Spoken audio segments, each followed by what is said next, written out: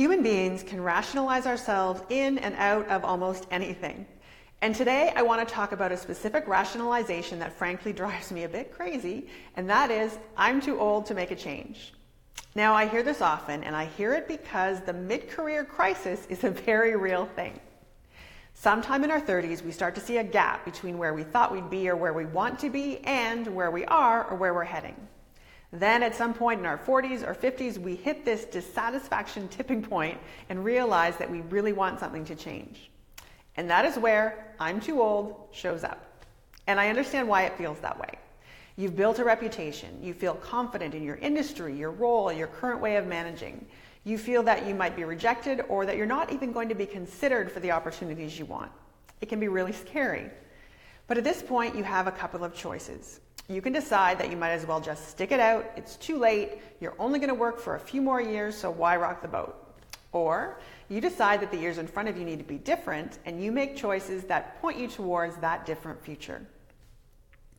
I work with a lot of master's students, and some of them are fresh out of undergrad, but others are in their 40s, 50s, even 60s. And they commit a significant amount of money and an even more significant amount of time to learning new skills and ways of thinking. And then they combine their experience with their new skills and knowledge, and they accomplish some amazing things. They're not overlooked. They're not rejected. In fact, they create opportunities that their younger colleagues couldn't even imagine existing.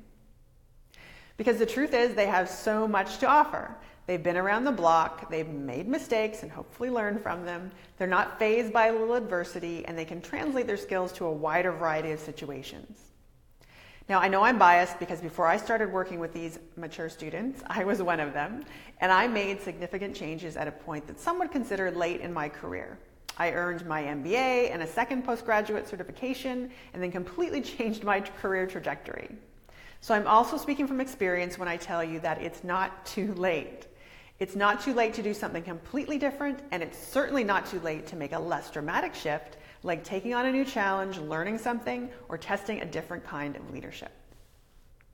So the question I want you to ask yourself is this: do I want to spend the next 20, 10, 5, even 2 to 3 years on the career path that I'm on right now? I hope the answer is yes. But if it's not, I'm here to tell you it's only too late when you decide it's too late. So I'm curious to know, is there something you believe people become too old for career-wise? And if you're a hiring manager, what's your philosophy about hiring more experienced folks into your organization? I'd love to hear your opinions in the comments.